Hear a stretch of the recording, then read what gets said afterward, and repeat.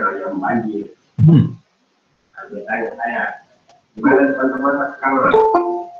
assalamualaikum warahmatullahi wabarakatuh. Waalaikumsalam warahmatullahi wabarakatuh. Alhamdulillah, salatu wassalamu ala Rasulillah wa ala alihi washabihi ajma'in. Amma ba'd. Dan kita bersyukur kepada Allah pagi ini kita bisa kembali hadir secara virtual untuk melanjutkan proses perkuliahan kita dalam mata kuliah ilmu Al-Quran.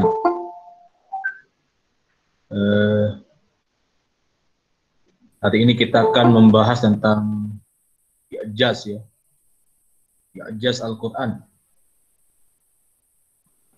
Iya Pak. Oke, ada beberapa hal yang teman-teman mesti ketahui dari topik ini. Yang pertama tentang konsep i'jazul Quran, ya, kemudian bentuk-bentuk kemukjizatan Al-Quran dan tujuan dari i'jaz. Selain itu saya persilakan teman-teman yang menjadi pemakalah untuk mengambil alih proses perkuliahan kita. Silakan. Mohon ditampilkan wajahnya kalau yang bisa muncul videonya.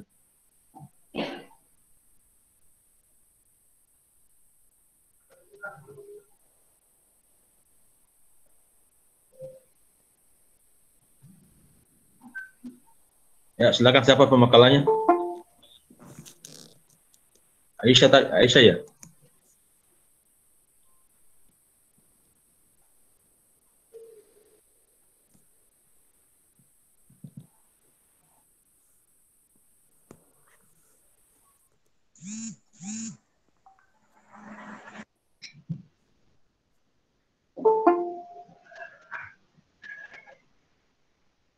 Ya, silakan yang pemakalah.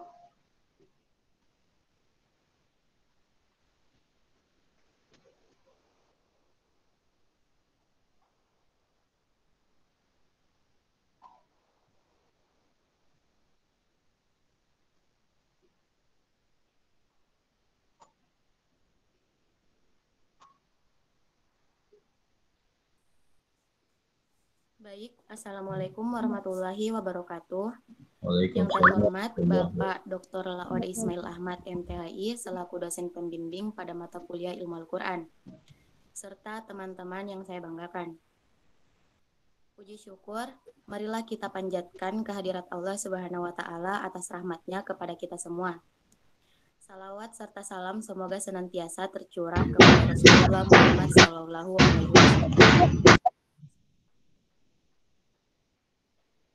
Pada diskusi kali ini kita akan mengangkat topik mengenai i'jaz Al-Quran. Saya, Fakihah Nurhanisa selaku moderator, akan membimbing jalannya diskusi ini. Langsung saja kita buka diskusi kali ini dengan mengucapkan basmalah. Bismillahirrahmanirrahim. Selanjutnya, pemaparan materi. Saya persilahkan kepada pemateri pertama, yakni Saudara Ilpan Fadila.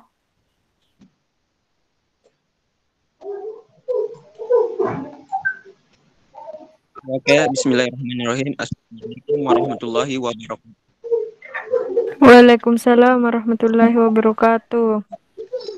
Saya akan menjelaskan tentang pengertian i'jaz Al-Quran.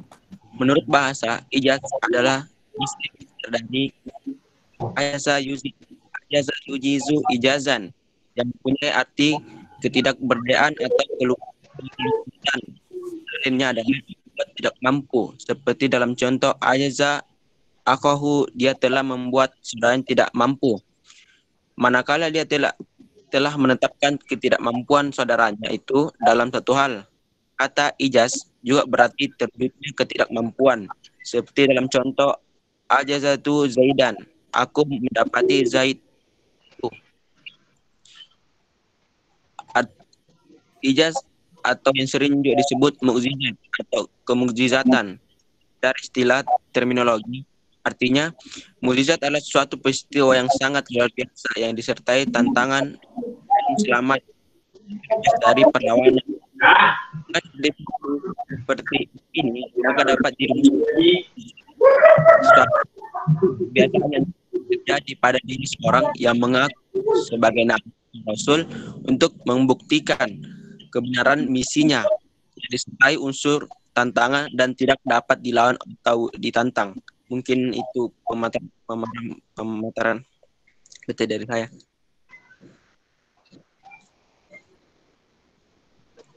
Saya kembali kepada moderator.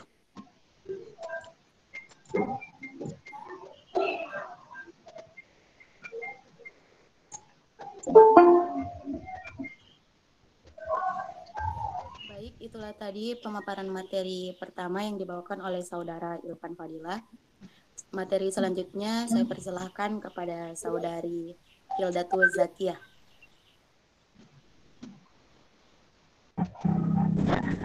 Baik, saya akan melanjutkan materi tentang macam-macam mukjizat. Secara umum, mukjizat itu dapat dibagi menjadi dua klasifikasi. Yang pertama, mukjizat secara indrawi atau hissiyah. Mukjizat yang tampak dan dapat ditangkap oleh panca indera, seperti tongkat Nabi Musa yang dapat berubah menjadi ular dan dapat membelah lautan. Mukjizat Nabi Nuh membuat perahu yang sangat besar dalam waktu yang cepat dan singkat, dan masih banyak yang lainnya. Yang kedua, mukjizat rasional atau akliyah, yaitu mukjizat yang hanya dapat dipahami oleh akal pikiran atau rasional, seperti Al-Quran sebagai mukjizat Nabi Muhammad atas umatnya, yaitu dari segi keindahan sastranya tidak ada seorang pun yang dapat menandinginya. Karena itulah mukjizat Al-Quran ini bisa abadi sampai hari kiamat. Mungkin itulah pemaparan materi dari saya. Saya kembalikan kepada moderator. Baik, itulah tadi pemaparan materi kedua yang dibawakan oleh Saudari Hildatul Zakiyah. Materi selanjutnya saya persilakan kepada Saudari Ardianti Sukmana. Baik, saya akan menjelaskan materi ketiga, macam-macam mukjizat Al-Quran. Selain sebagai mukjizat yang terbesar yang diturunkan kepada Nabi Muhammad, Al-Quran memiliki mukjizat sendiri, yaitu 1. Segi bahasa dan susunan redaksinya. Dari segi bahasa, Al-Quran sungguh mampu membuat orang terpesona serta singkat, padat, dan akurat. Segi Al-Quran bukan merupakan kitab atau mampu memberikan isyarat ilmiah sebelum manusia menyadari sebenarnya. Yang ketiga, segi pemberitahuan gaib. Surat-surat dalam Al-Quran mencakup banyak berita tentang hal gaib. Kapabilitas Al-Quran dalam memberikan informasi-informasi tentang hal-hal yang gaib seakan menjadi prasyarat utama penopang eksistensinya sebagai kitab mukjizat. Akan tetapi, pemberian informasi akan segala hal yang gaib tidak memonopoli seluruh aspek kehidupan Al-Quran itu sendiri. Itu saja yang bisa saya paparkan. Saya kembalikan ke moderator.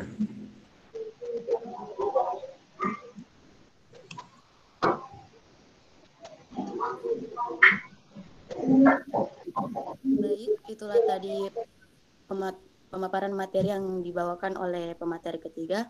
Untuk materi selanjutnya, saya sendiri yang akan membawakannya, yakni tujuan dan fungsi ijazah Al-Quran. Tujuan ijazah Al-Quran adalah untuk melemahkan dan mengalahkan usaha orang-orang yang menentang seruan para rasul. Yang kedua, mendorong orang berpikir dan membuka pintu-pintu ilmu pengetahuan. Yang ketiga, menyeru dan memanggil untuk memasuki gudang ilmu. Yang keempat, untuk menyempurnakan ajaran-ajaran kitab fardu. Untuk fungsi Ijaz Al-Quran, yang pertama Al-Quran kitab yang universal. Yang kedua, Al-Quran adalah kitab yang sempurna. Yang ketiga, Al-Quran adalah kitab yang abadi. Yang keempat, Al-Quran mengandung kebenaran. Itulah pemaparan materi dari kelompok 10. Selanjutnya kita membuka sesi tanya jawab.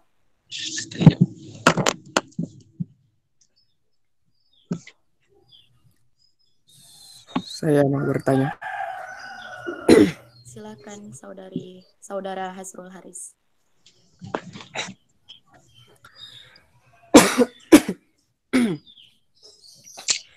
Bismillahirrahmanirrahim. Assalamualaikum warahmatullahi wabarakatuh. Waalaikumsalam warahmatullahi wabarakatuh.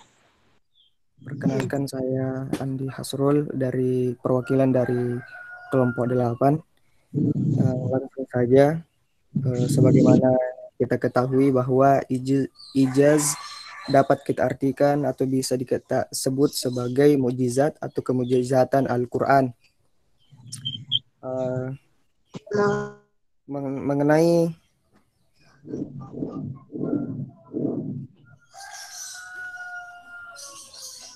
macam-macam mukjizat dapat dibagi menjadi dua, yaitu indrawi yang tampak dan rasional yaitu akliyah yang hanya dapat dipahami oleh akal pikiran. Yang ingin saya tanyakan adalah bagaimana Nabi Muhammad SAW meyakinkan para kaum Quraisy pada waktu itu untuk mengimami Al-Quran, dan mengapa agama Nasrani dan Yahudi dan Nasrani itu tidak mengimani Al-Quran sebagaimana yang telah terjadi sampai sekarang ini. Karena melihat dari sisi kemujizatan para nabi-nabi terdahulu, yaitu tampak dan jelas seperti tongkat Nabi Musa, kemujizatan Nabi Ibrahim, kemujizatan Nabi Nuh, Nabi Isa, dan lainnya. Intinya pertanyaan saya, mengapa agama Nasrani dan Yahudi itu tidak mengimani Al-Quran sebagaimana mestinya? Terima kasih.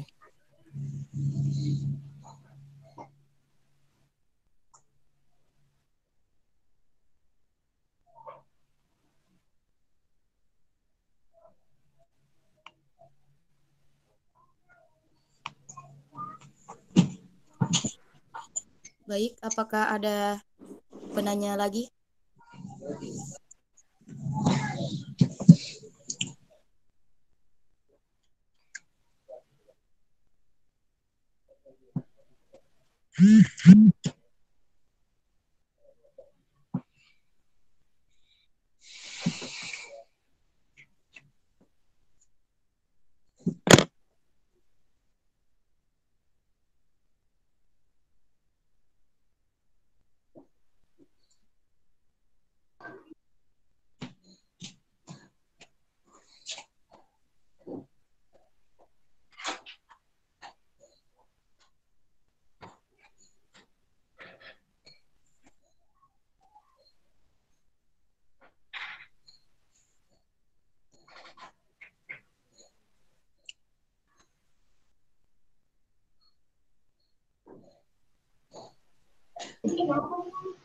Oke, Pak Kia bagaimana?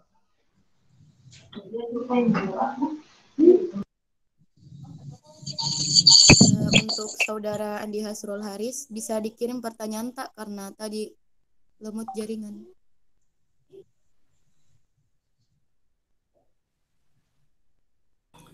Oh ya, tunggu.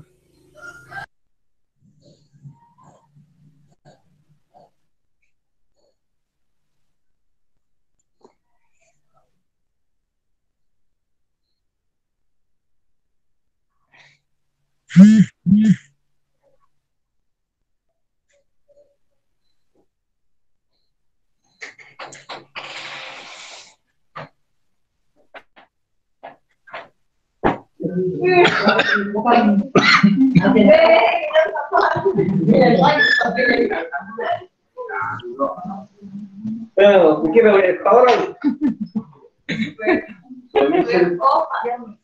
Lagi. Iya dulu waktu itu bagaimana tidak jarang baru. Kenalkan, SMA Ji. SMA. Teman itu yang selalu datang juga.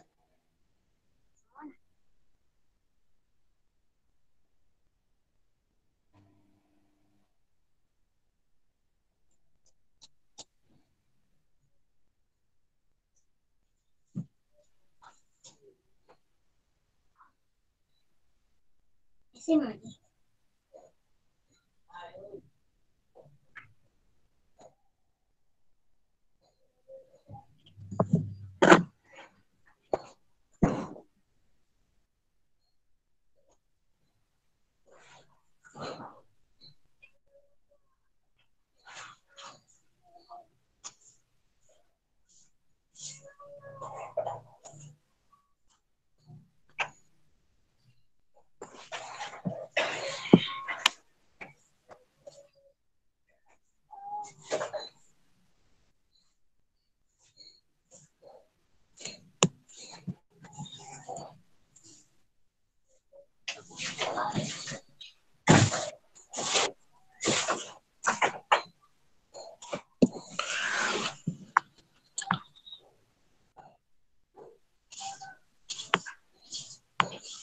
Iya.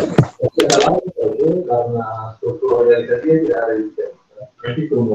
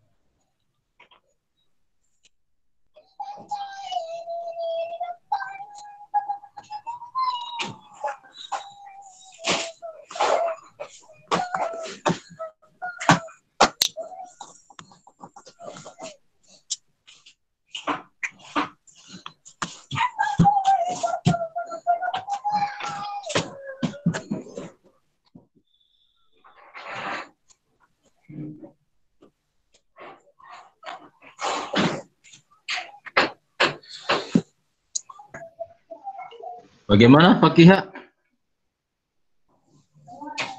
Maaf Pak, kami menunggu pertanyaan dari Andi Hasrul Haris. Karena Kalau tidak ada pertanyaan dijawab saja yang ada yang dari Hasrul.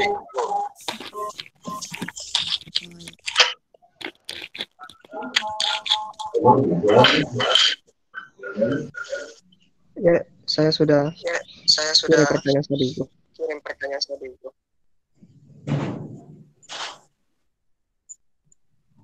Baik, pertanyaan dari saudara Andi Hasrul Haris. Bagaimana cara Nabi Muhammad SAW meyakinkan umat pada masa itu untuk mengimani Al-Quran?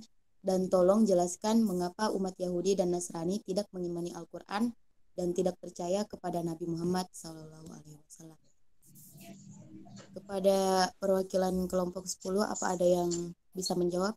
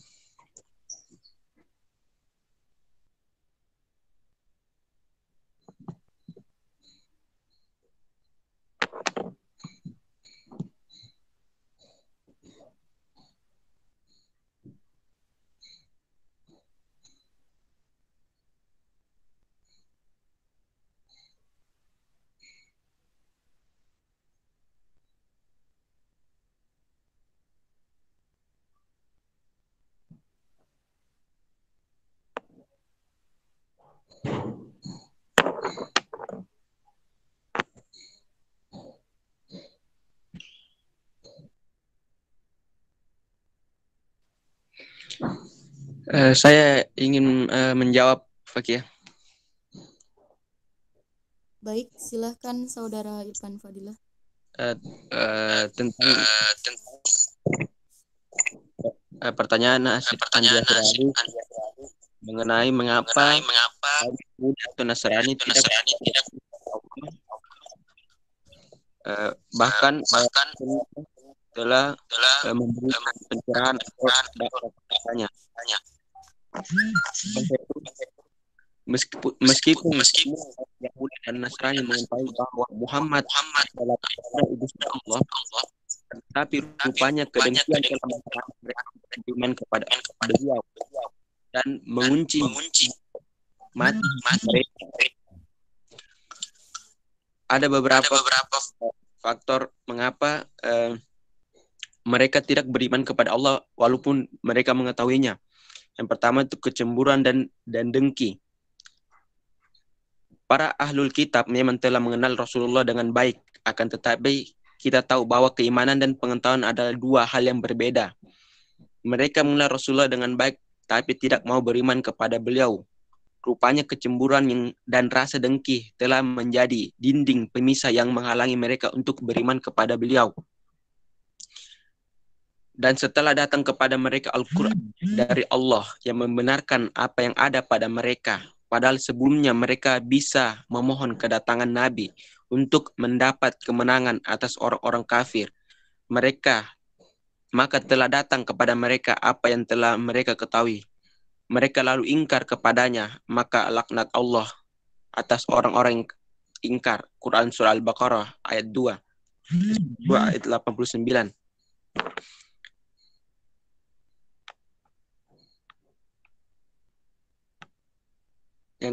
Yang kedua, rasa persaingan.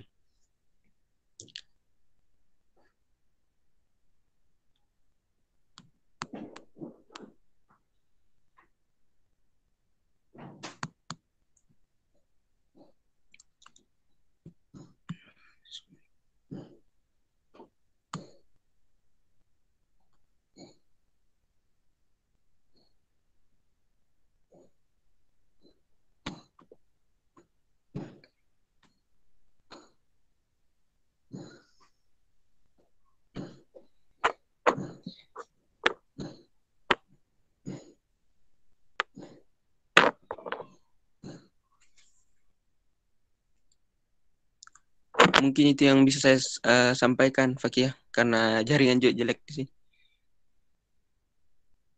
Baiklah, bagaimana Saudara Andi Asrul Haris?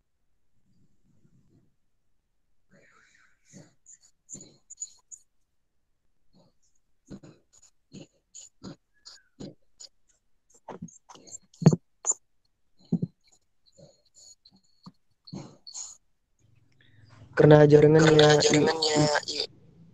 Irfan Fadilah kurang baik. Bagaimana dengan teman-teman kelompok tak? Apakah bisa dijelaskan ulang?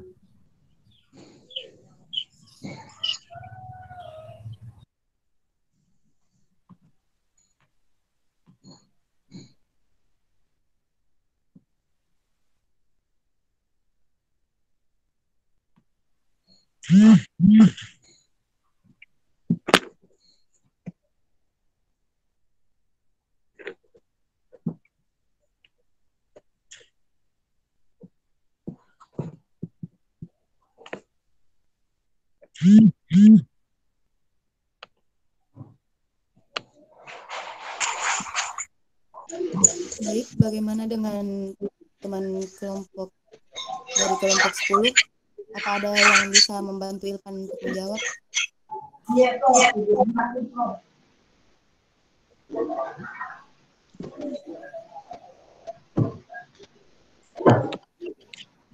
Oke, saya kira tadi Irfan sudah menyampaikan beberapa hal ya tentang mengapa orang-orang Nasrani ya tidak mempercayai Al-Quran ya. Tadi Irfan menyampaikan ada faktor kedengkian ya, dan lain-lain gitu ya. Tapi sesungguhnya persoalan keimanan itu kan persoalan apa ya? Persoalan pribadi ya. Ya, yang ada kaitannya dengan ya petunjuk Allah, petunjuk Tuhan. Jadi meskipun ya orang-orang di masa Nabi itu melihat Nabi, ya, orang-orang kafir melihat Nabi itu. Bahkan orang-orang kafir itu sendiri memuji Nabi sebagai orang yang alamin. Tapi tidak semua orang yang memuji Nabi itu menerima kenabian Muhammad. Ya, demikian pula orang-orang Yahudi, ya, orang-orang Nasrani. Ya, mereka yang masih mengimani apa yang dibawa oleh Nabi sebelumnya.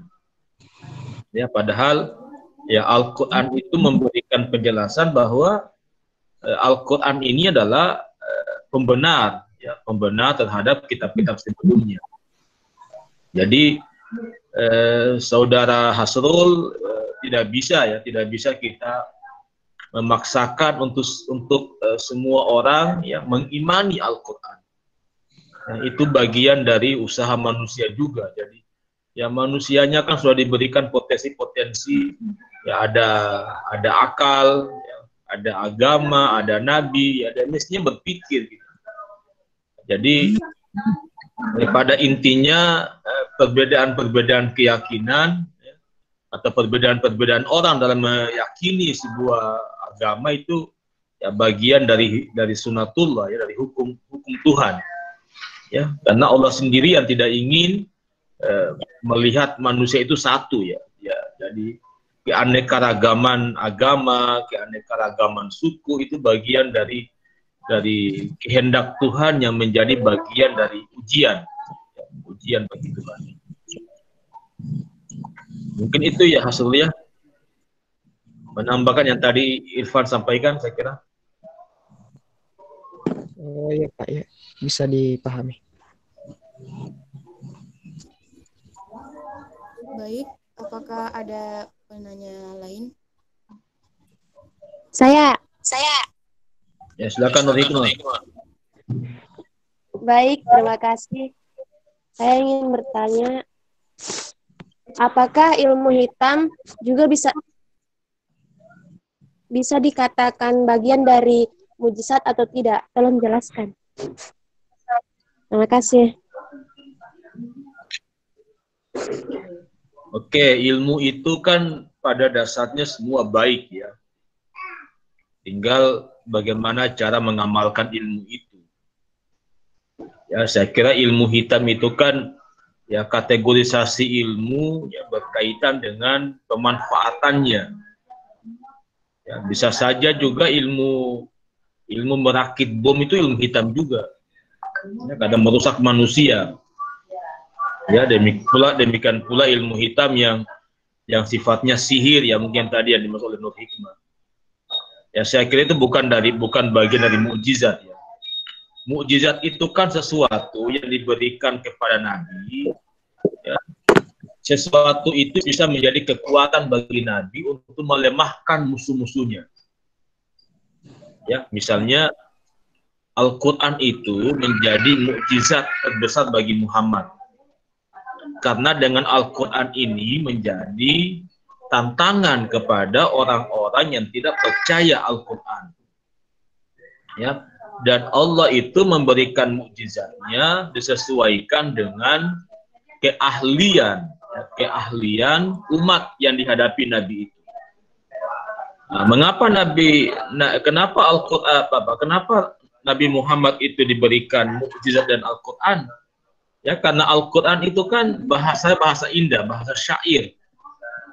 Ya, bahasa syair, sedangkan orang-orang Arab di zaman itu ahli, ya, pakar, ya, membuat syair. Ya, bahkan ada tuduhan-tuduhan dari mereka itu yang menyebut ya Al-Quran itu syair gitu. Ya, sehingga karena mereka menuduh ya Al-Quran sebagai syair, maka beberapa tantangan yang diberikan oleh Allah kepada mereka gitu. Misalnya wa in kuntum fi raibin mimma nazzalna ala abdina fa'tu bi suratin min misli. Ya, jika Anda ragu ya dengan Al-Qur'an yang kami wahyukan, maka coba datangkan yang semisal dari Al-Qur'an. Ya, kalau Al-Qur'an itu Anda anggap syair, sedangkan Anda itu hebat membuat syair, cobalah membuat syair yang seindah dengan Al-Quran. Ya. Jadi pada intinya nur hikmah, ya, ilmu hitam itu tidak masuk kategori sebagai mukjizat, ya. Karena itu bukan bagian dari, ya, kekuatan yang diberikan oleh Allah untuk melawan musuh-musuhnya. Ilmu hitam itu kan menjadi alat untuk mencelakakan orang lain. Itu yang membedakan. Mungkin itu ya nur hikmah, ya. Ya Pak, terima kasih. Ada yang lain silakan teman-teman. Saya, Pak. Apa? Silakan. Ya, baik. Terima kasih atas kesempatan yang diberikan. Terkait dengan ijaz Al-Quran, pertanyaan saya, apakah ada alasan lain mengapa Al-Quran itu dikategorikan sebagai salah satu dari mukjizat Nabi Muhammad? Apakah nabi-nabi sebelumnya seperti Nabi Musa dengan kitab Tauratnya, Nabi Isa dengan kitab Injilnya, itu kitabnya itu dikategorikan sebagai mukjizatnya juga atau seperti apa? Ya. Saya kira itu, terima kasih. Oke, makasih banyak Husnul. Ya. Jadi tadi saya katakan bahwa mukjizat Nabi itu, ya, biasanya diberikan oleh Allah sesuai dengan tantangan yang dihadapi oleh Nabi itu. Ya, kalau Nabi itu menghadapi tantangan dari umat yang ahli atau hebat membuat sihir, ya, maka diberikanlah kemampuan Nabi itu untuk membuat sihir. Sehingga Nabi Musa itu kan diberikan tongkat yang bisa menjadi ular.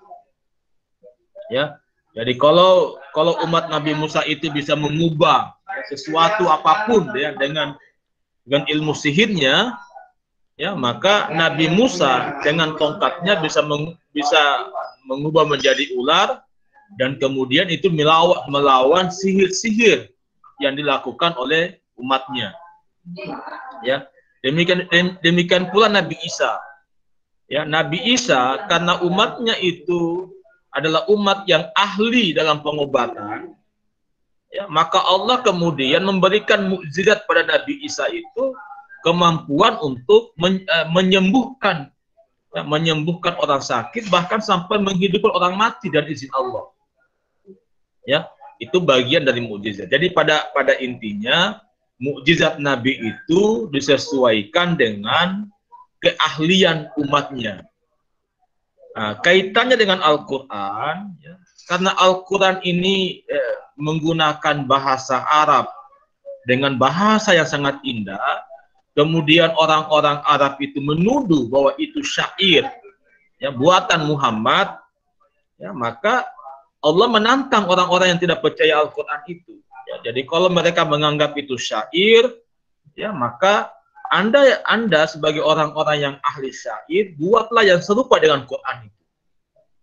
Jadi tidak semua nabi Husnul menjadikan kitab sucinya sebagai mukjizat. Hanya Nabi Muhammad saja. Ya, nabi-nabi yang lain itu lain mukjizatnya. Kalau Musa tongkatnya, kalau Nabi Isa menghidupkan orang mati, menyembuhkan penyakit lepra, dan lain-lain itu, ya. Jadi saya kira itu, ya. Jadi ini makanya Al-Quran ini menjadi mukjizat terbesar bagi Nabi. Selain ada mukjizat yang lain, gitu, ya, yang diberikan kepada Nabi. Ya, yang intinya adalah mukjizat itu berkaitan dengan keistimewaan, ya, keistimewaan seorang Nabi yang diberikan oleh Allah, yang dapat digunakan untuk melemahkan musuh-musuhnya, ya, lawan-lawannya. Ya, gitu ya Husnul, ya. Iya Pak, terima kasih. Oke, yang lain silakan.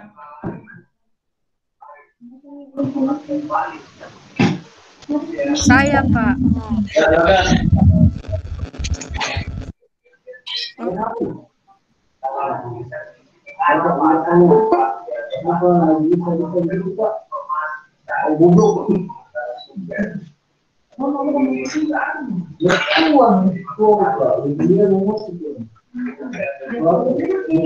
Ya, siapa silakan.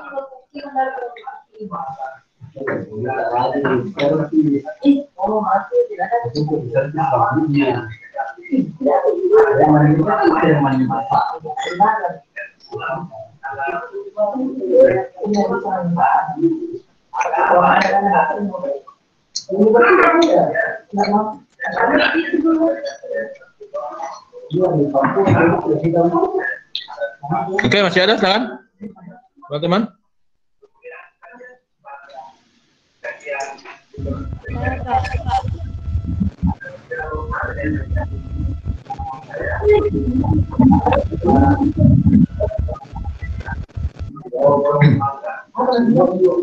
Saya kira Ya, ada dua pertanyaan di grup untuk dijelaskan kepada kelompok pemateri.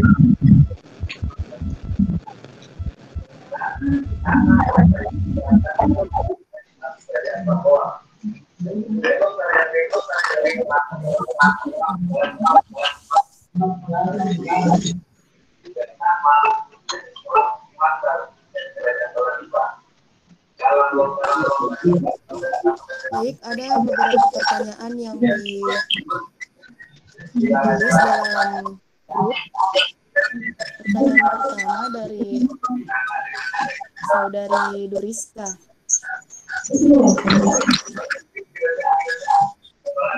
Pertanyaannya, kan dalam unsur-unsur mukjizat ada salah satu isinya yaitu tantangan tersebut tidak mampu atau gagal dilayani. Nah, lantas apakah maksud dari hal tersebut? Apakah bisa dikatakan mukjizat itu pernah gagal atau bagaimana?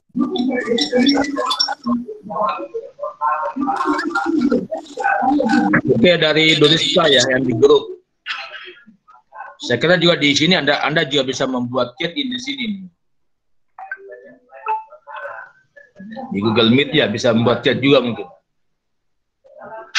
Oke, jadi mukjizat itu ya sebuah kekuatan yang diberikan oleh Allah kepada nabinya untuk menantang umatnya. Ya, jadi dia bersifat tantangan, ya tantangan. Tapi tantangan itu bukan berarti tantangan yang diberikan kepada orang-orang yang tidak percaya ya, kepada Nabi, kepada Al-Quran itu. Jadi ya kalau kegagalan itu terjadi pada orang-orang yang ditantang. Ya, artinya orang-orang Arab yang menuduh Al-Quran itu sebagai syair, sedangkan mereka itu adalah ahli di bidang syair, tidak bisa membuat syair yang seindah dengan Al-Quran.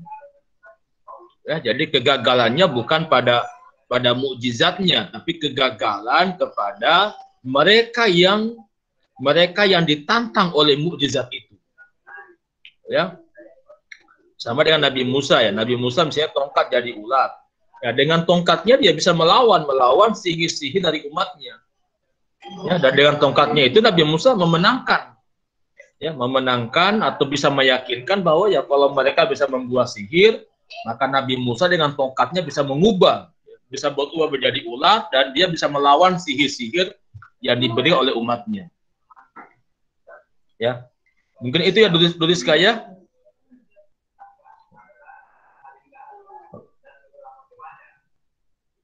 Ya, kalau dari Andi Muhammad Syawal, ya di zaman modern ini, ya mukjizat Al-Quran itu tidak bersifat ilmi, ya, mukjizat ilmi, pengetahuan, ya dalam pengertian informasi Al-Quran yang 15 abad yang lalu, ya kemudian diakui secara saintifik keilmuan. Ya, jadi dia mukjizat ilmi. Ya, mukjizat pada aspek keilmuan. Saya yakin mungkin teman-teman punya catatan kan ada apa ya? Ada aspek-aspek mukjizat itu ya, ada aspek apa? Aspek bahasa, keindahan bahasa, aspek ilmu, pengetahuan ya. Jadi saudara Syawal di era modern ini ya,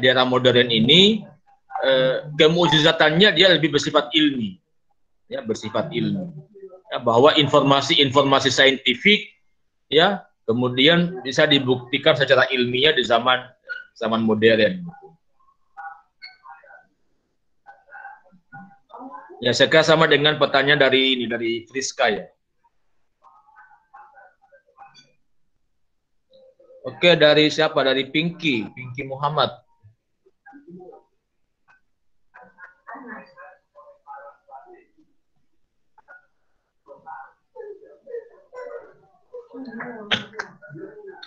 Ya, Pinky bertanya, Al-Quran ditinjau dari 3 aspek ya, yang merupakan mujizat, lafal, kandungan, ya, pembawanya. Ya, lafal itu ya lah kalimat-kalimat syairnya, kalimat-kalimat Al-Quran itu mujizat. Ya, dan tak satu pun yang bisa membuat seindah lafal itu. Ya, kalau kandungannya inilah aspek tadi itu, aspek keilmuan, aspek ilmu. Artinya misalnya Al-Quran itu memberikan informasi bahwa jasad Fir'aun yang ditenggelamkan oleh Allah ketika mengejar Nabi Musa itu akan diselamatkan. Dan pasca itu kemudian kan terjadi. Ya. Jasadnya Fir'aun ditemukan, bahkan hari ini dimuseumkan, ya, menjadi bukti, ya, bukti kemukjizatan itu. Ya, itu kandungan, ya. Ya, kalau pembawanya saya kira kan berkaitan dengan Nabi, ya, Nabi Muhammad yang membawa Al-Quran itu. Ya. Mungkin itu ya, teman-teman.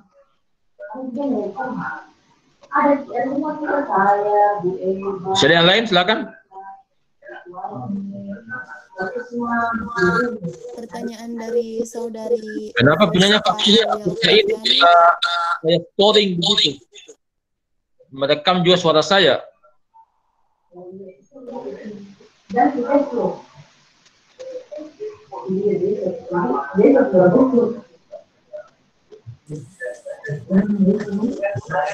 Pertanyaan berikutnya dari saudari Friska Aulia Oktaviani dari kelompok 4, yakni berikan dan jelaskan contoh dari mukjizat Al-Quran di masa sekarang.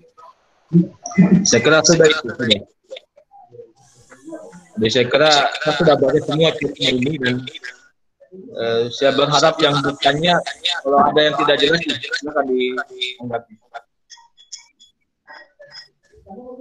Oke, masih ada teman-teman yang lain, silakan.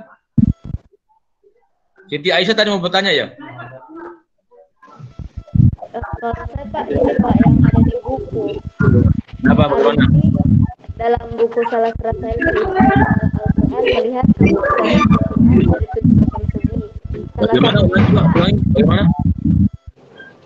Ar-Rahman dalam buku salah Rasail Ijazal Quran melihat kemujizatan Al-Quran dari 7 macam segi. Salah satunya Pak adanya pemalingan. Maksudnya dari itu apa? Adanya apa? Pemalingan. Kurang jelas.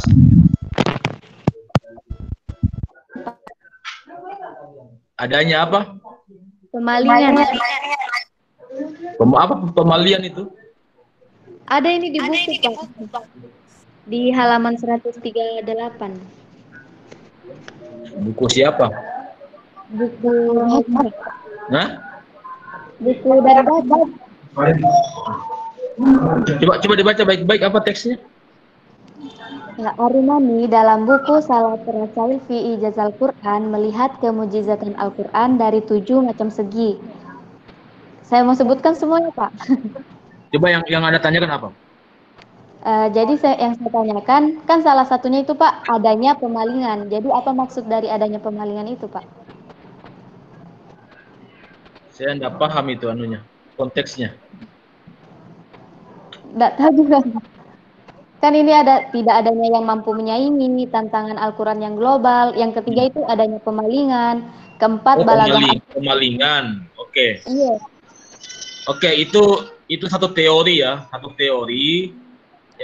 yang mengatakan bahwa orang-orang Arab itu tidak bisa membuat sesuatu yang sama dengan Al-Quran itu karena Allah palingkan kemampuan mereka. Jadi ada tuduhan bahwa mereka pada dasarnya mampu. Ya, hanya saja Allah memalingkan kemampuan itu. Ya, Allah hilangkan kekuatan itu pada mereka. Tapi saya kira itu teori yang lemah. Ya, itu namanya ahlu sadfa namanya, teori sadfa. Ya, teori pemalingan itu. Ya. Jadi itu diantara pandangan tentang mengapa kemudian orang-orang Arab ya tidak mampu ya membuat ya sesuatu yang menjadi tantangan Al-Qur'an itu. Mungkin itu ya Siti Aisyah ya. Oh iya Pak. Pemalas. Dipalingkan. Ya. Oke, yang lain masih ada, silakan.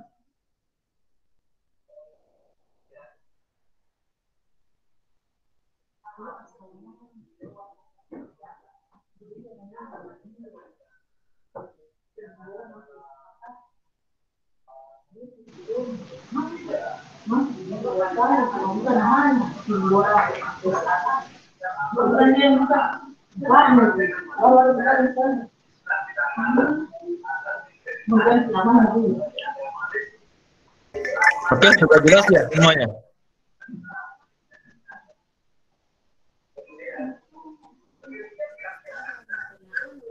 Apakah masih ada pertanyaan? Silakan ditanyakan.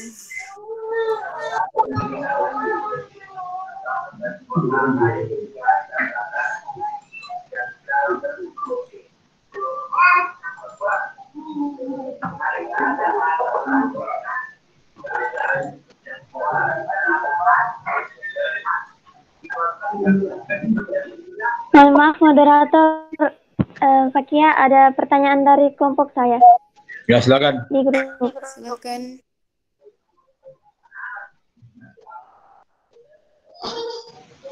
Ya, mungkin saudara mengaparkan materinya, pertanyaannya.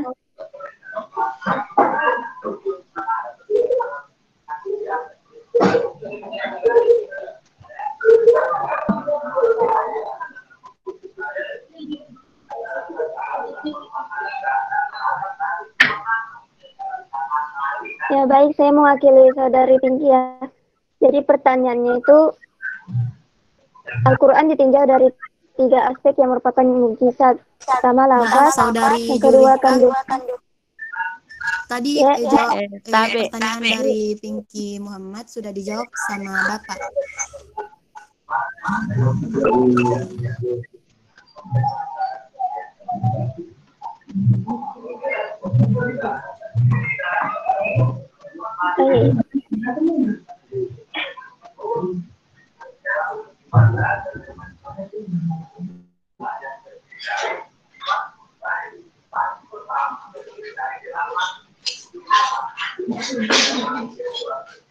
Oke, masih ada? Silakan yang lain, teman-teman.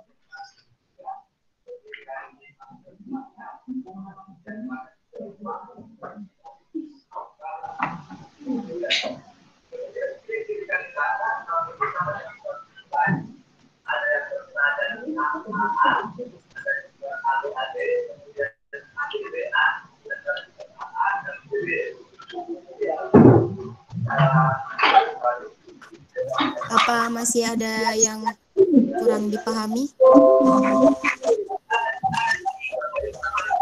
dari kelompok lain?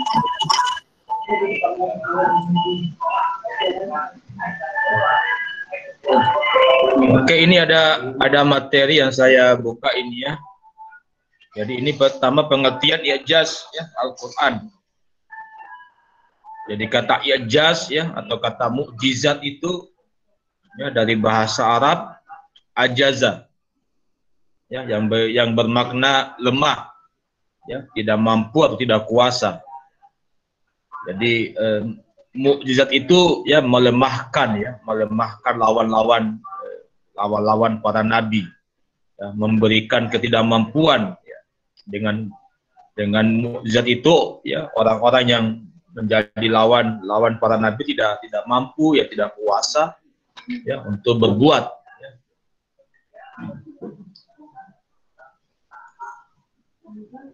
Quraisy Shihab menjelaskan bahwa pelaku yang melemahkan ya, namanya mukjiz ya. Bila kemampuan pelakunya dalam melemahkan pihak lain sangat menonjol sehingga mampu membungkam lawan-lawannya, maka dinamai mukjizat. Ya. Jadi ada mu'jiz, ada mukjizat. Ya, jadi kalau mukjiz itu ya adalah pelaku yang melemahkan. Ya, tapi kalau kemampuan pelaku ya dalam melemahkan itu sangat menonjol ya sehingga mampu membungkam lawan-lawannya, maka dinamakan mukjizat. Sebagian pakar menjelaskan bahwa mukjizat itu adalah suatu hal atau peristiwa luar biasa yang terjadi melalui seorang yang mengaku nabi sebagai bukti kenabiannya, ya, yang ditantangkan kepada yang ragu, ya, untuk melakukan atau membuat hal serupa, ya, namun mereka tidak mampu untuk membuatnya. Jadi mukjizat ini hanya berlaku pada nabi, ya, karena para nabi itu selalu mendapat tantangan, ya, tantangan dari orang-orang yang tidak percaya kenabian mereka, ya, sehingga tantangan itu kemudian dilawan dengan mukjizat, dengan diberikannya mukjizat pada mereka untuk melawan tantangan itu. Imam As-Suyuti dalam kitab Al-Itqan yang mengatakan al-mu'jizah amrun khariqun lil adah, ya, makrunun bitahdi salimun anil mu'aradah. Ya, mukjizat adalah sesuatu kejadian yang luar biasa atau yang di luar dari kebiasaan, ya, dengan disertai tantangan, namun tantangan tersebut tidak mungkin dapat dipenuhi. Nah, kemudian Imam As-Suyuti membagi mukjizat ada dua, ya, ada mukjizat hissiyah, ya, bersifat indrawi, ya, seperti tadi itu tongkat, ya, yang menjadi ular, atau Nabi Isa yang bisa menghidupkan orang mati dengan izin Allah, itu hissiyah. Ya, tapi ada juga namanya mukjizat maknawiyah atau mukjizat akliyah, ya, itu keluar biasaan yang dimiliki oleh Nabi dan Rasul yang tidak dapat dijangkau oleh panca indera, ya, dan ditujukan pada masyarakat yang tingkat kecerdasannya sudah tinggi. Dan ini masuk dalam kategori Al-Quran ini. Jadi Al-Quran itu bukan mukjizat yang indrawi, ya, tapi dia akli, ya, dia akliyah, ya, atau dia maknawiyah. Ya. Kemudian ada unsur-unsur mukjizat, ya. Yang pertama ada hal atau peristiwa yang luar biasa. Jadi sesuatu itu dikatakan mukjizat kalau dia mengandung ada peristiwa, ya, ada hal yang sangat luar biasa. Kemudian terjadi pada nabi, ya, tidak terjadi pada manusia biasa. Kalau manusia biasa namanya karamah, kemuliaan. Jadi ada orang-orang yang diberi karamah, ya, tapi itu para wali, ya, para manusia-manusia suci, ya. Tapi kalau nabi namanya mukjizat. Yang ketiga mengandung tantangan terhadap yang meragukan kenabian. Jadi mukjizat itu ada unsur tantangannya, ya, menantang mereka yang tidak percaya pada kenabian. Nah, kemudian ya tantangan tersebut tidak mampu atau gagal dilayani, gitu, ya. Karena dia mukjizat maka ya, tidak bisa dilayani, tidak mampu untuk melawan, ya, mukjizat itu, ya.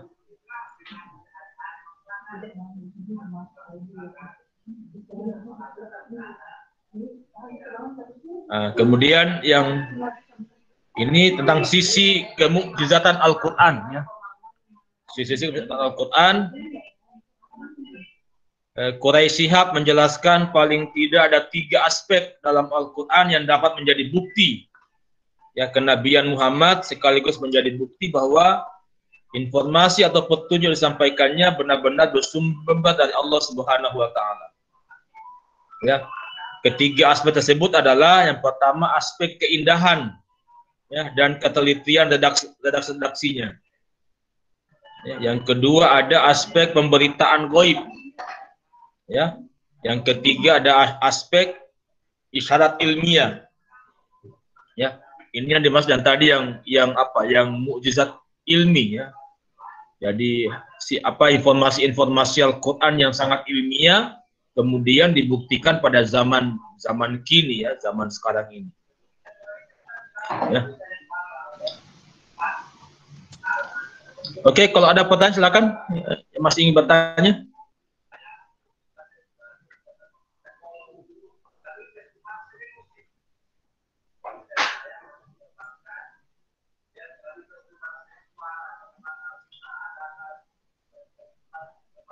Gimana teman-teman pemakalah?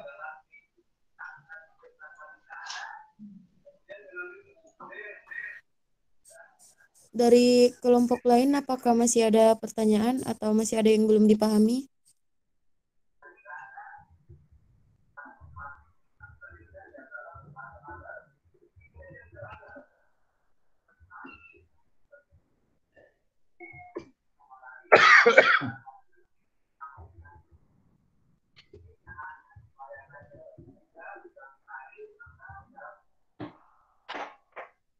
Kenapa kurang semangat ya? Gifari mana Gifari?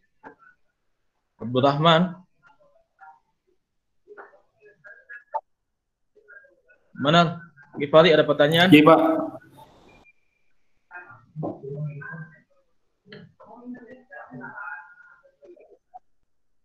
Sebentar cari pertanyaan dulu, Pak. Abdurrahman ada ya?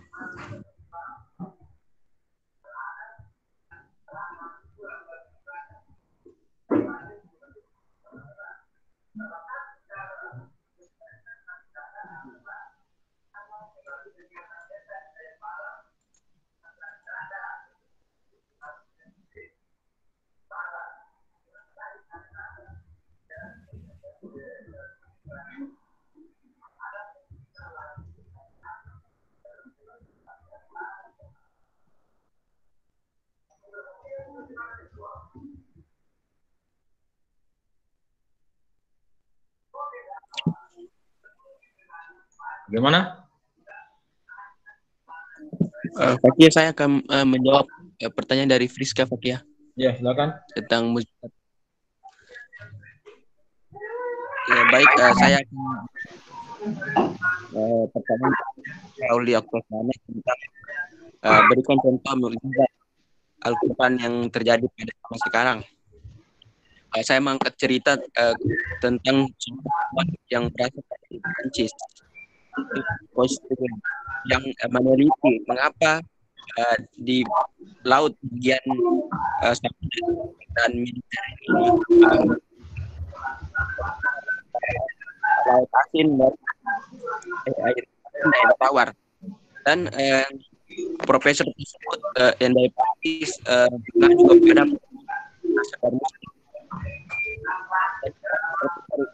yang berasal dari mengatakan bahwa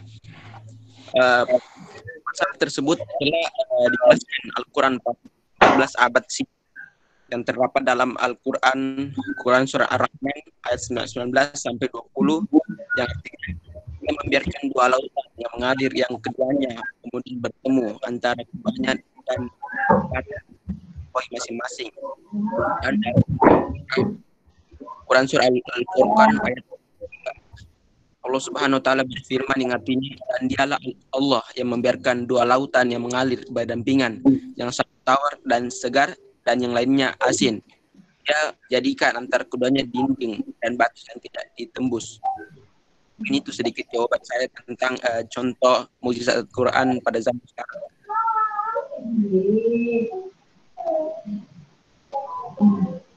Saya kembali kepada moderator. Itulah tadi jawaban dari saudara Ilfan Fadila. atas pertanyaan Saudari Friska. Apa masih ada pertanyaan dari kelompok lain?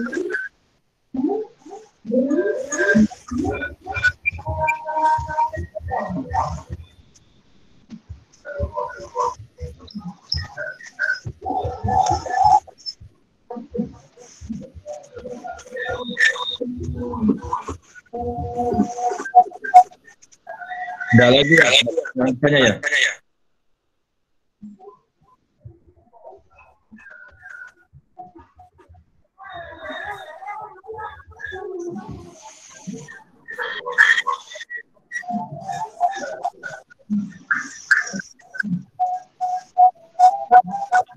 Ya kalau tidak ada kita cukup ya.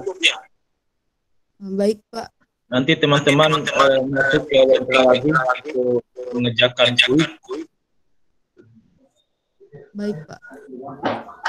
Karena saya kira kurang semangat diskusinya.